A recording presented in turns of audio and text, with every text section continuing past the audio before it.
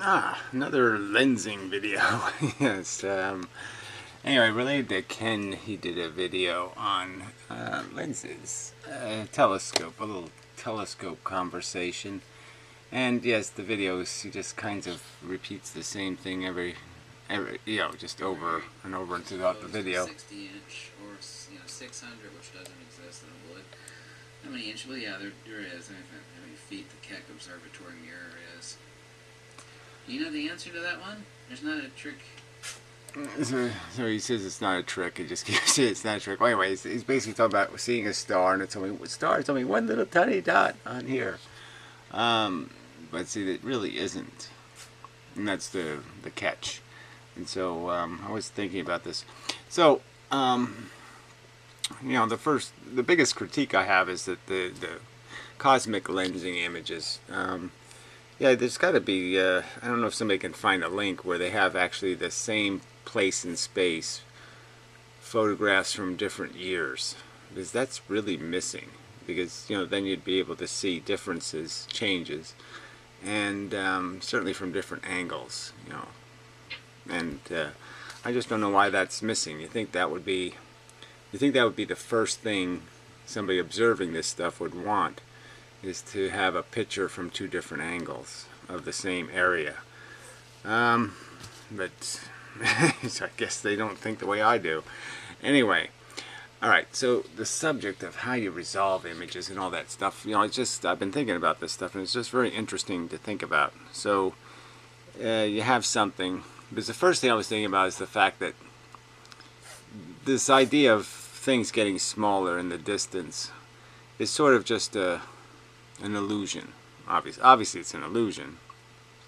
Things don't actually get smaller. We just perceive them as that way. And in real space, there's two things. There's this pen here and this pen here. And if the two pens see each other differently, well, that's sort of their problem. But they're really just two pins in space, and theoretically that doesn't change no matter how far away I put them. That was one thought that went through my head, is that it really is about the size of the thing you're looking at, regardless of where it is or how far away it is. Size matters, in a way, is what I'm saying. And so, and the other thing I was thinking was about the fact that you're never seeing exactly the same plane of the person. It's like you're seeing a different cut of photons, a group of photons that left at certain angles, and then just a very slight difference between that plane and the next plane is a whole different set of photons coming at different angles, and then the next plane. So, there's no great ways to draw this stuff, but the idea is that if something's sitting in the universe all by itself, it's basically projecting an image, on the entire back of the universe, in a sense. It's got a big giant jumbo screen that really has its image on it. The light is, the object is perfectly projected at a widest angle, and then it's also projected at the smallest angle. So it's essentially projecting photons in two directions, the reflections or the emissions going in, down, and the ones, going towards a focus, and the ones going out from a focus. So you're projecting two images of yourself, small ones, at all kinds of different focuses. So this focus would start here, with very broad angles, and it would go forever, theoretically, converging, and then you have the same thing diverging. That's a lot of you out there. There's a lot of images. And so what you're really doing when you're trying to pick something up in a lens is you're trying to take one of these squares. So there's all these squares.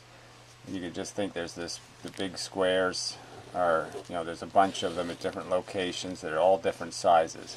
So at this one location, there's, a million different versions of this object at that location. In terms of the obviously it's a time thing.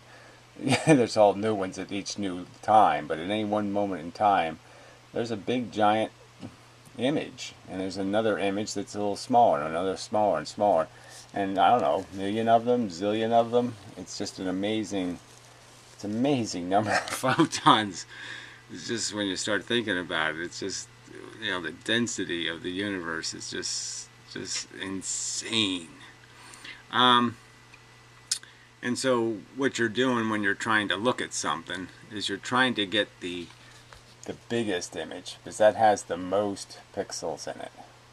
So you're trying to make a lens big enough where you can make the thing you're looking at, you can find the image of it. You know, there's this little image of it, and there's a bigger image of it, and you're trying to fit the biggest image of it in the lens and then focus on that image. And so what you're doing is they're all inside the lens, so to speak, because of the angles. So because of the different angles, you can resolve any one of those images. They're all kind of lined up in there, you know, bigger, smaller, and biggest. So the answer to Ken's question is there isn't just one little tiny dot of light from the star. There's a bunch of images of the star. And what you're trying to do is fit the biggest image possible in the lens size, and then look at it with another lens, you know, to get it into your eye. Focus it. You're trying to focus it out of the lens. And that's what the focusing does. The focusing picks which one. So the focusing moves you in and out of the lens, and which is moving you in and out of the angles, which is telling you which one of which image you're going to pull up, which image you're going to see. And it's just very interesting. I had to think of it. I mean, I never thought of it this way. Is that this is really what we're trying to do, is maximize the number of photons in the, you know, by collecting the biggest image. Yeah, I think I said that right. Yeah. And then you know, and then basically it's not taking a photograph of it, but once you have the big image, then you can look at the big image in pieces. Technically, you can also do that. But anyway, alright, so what do I want to say about that? I mean, this one, you know, one way this is a long video, but there's not that much to say. But just thinking about lensing, so it's a very subtle process, this idea of focus. So again, I'll go back to the inverse square law. You know, the lens, the idea, the function of the lens is the fact that the lens does have this rather smooth gradation of, you know, it's not a huge arc in that lens. I don't know if there's a rule to it or not. I mean, obviously they make lenses of different thicknesses and bulges, but they end up usually distorting images. And probably limiting your focal length even more. You know, where you have to be really exact, a little bit off on the focus and everything just disappears, a little bit on, you know, really tight focal length, the thicker the lens. And so again, we're back to sort of this argument that yes, you can resolve something in, so what's happening is the telescope is looking out into the universe, and then this lensed image is a little part of the lens.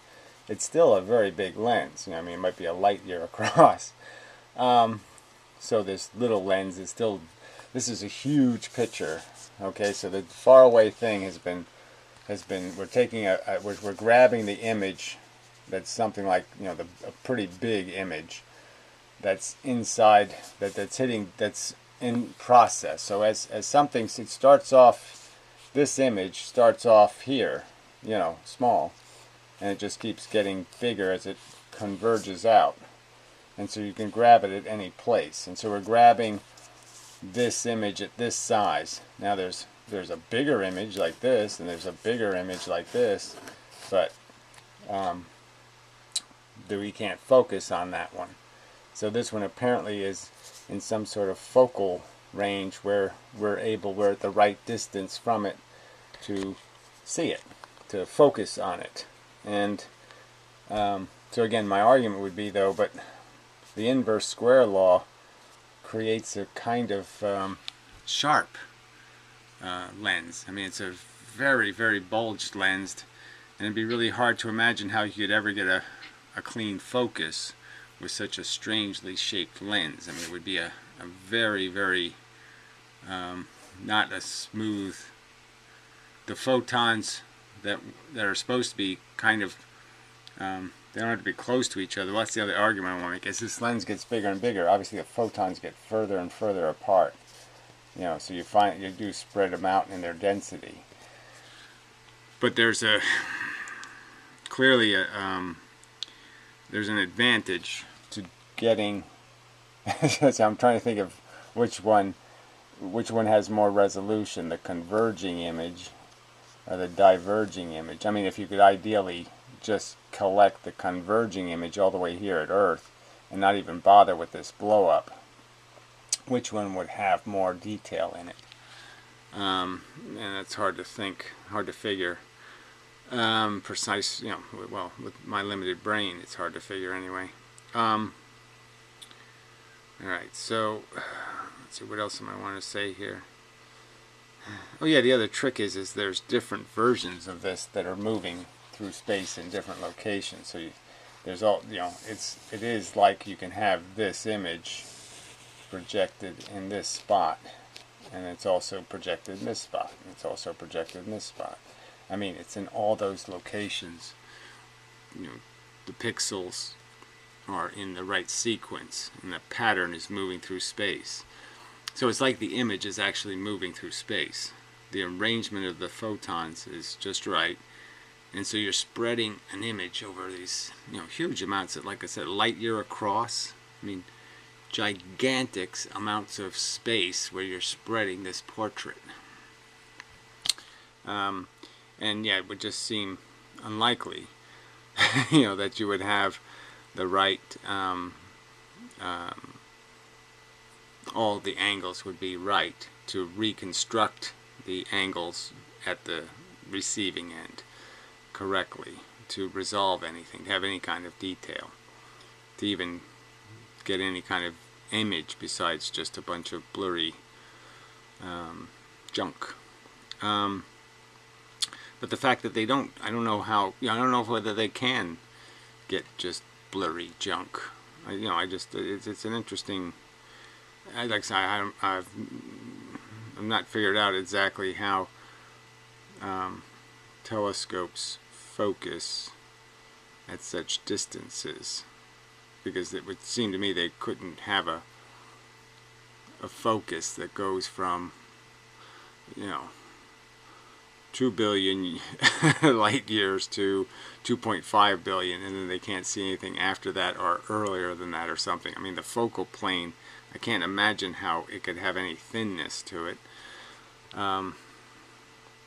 Yeah, so it gets hard to imagine how the other images wouldn't be fucking up the image, because all the photons are there. But again, they all have to be reflected to you, so they have to be in the right location for all of them to end up getting converged where you are. And that just doesn't seem very likely for lensing. I mean, that's a that seems yeah, not intuitive. So anyway, let's see if there's anything else. Yeah, so it's just figuring out how many photons you can expect to be in an image that's been spread to the size of you know, a light year across, and what their separation would be, and you know, and then figuring out whether you could with some sort of, you know, arc. It's just an arc of gravity. It's not a. So that's the other part, is to figure out exactly how the focus works, because there's an arc to the gravity also. And so you're taking a square image, and somehow this has to work out, that you're going to take this square image. Well, it could be a round image, but it's still going to be squarely dimensional. Its proportions are in space. Its proportions are square geometry, and they're going to be angularly reflected by this round lens.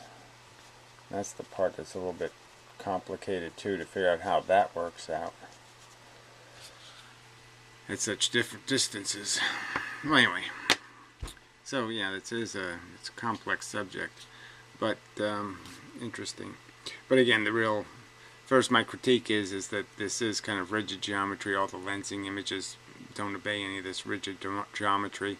The circles aren't circles. The perpendiculars aren't quite perpendicular. The angles are all fucked up, and they really shouldn't be.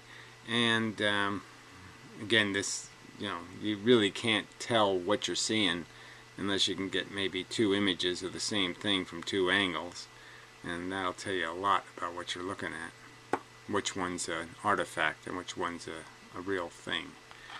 And so that would be the video for now. And I guess I'll get back to some of my other physics, since it appears no one's going to argue any of the other stuff any further.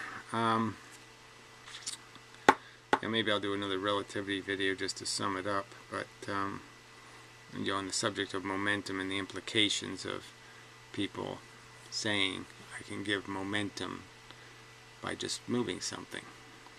By moving this, the reflected light has momentum in two directions, and it has the speed of light plus whatever extra I gave it, and so the light has to be moving more than the speed of light in the terms of where it's reaching a perpendicular. Has to be. Math requires it and such.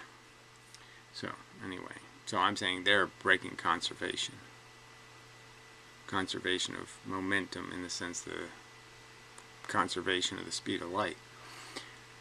Oakley doke. So till the next time and such.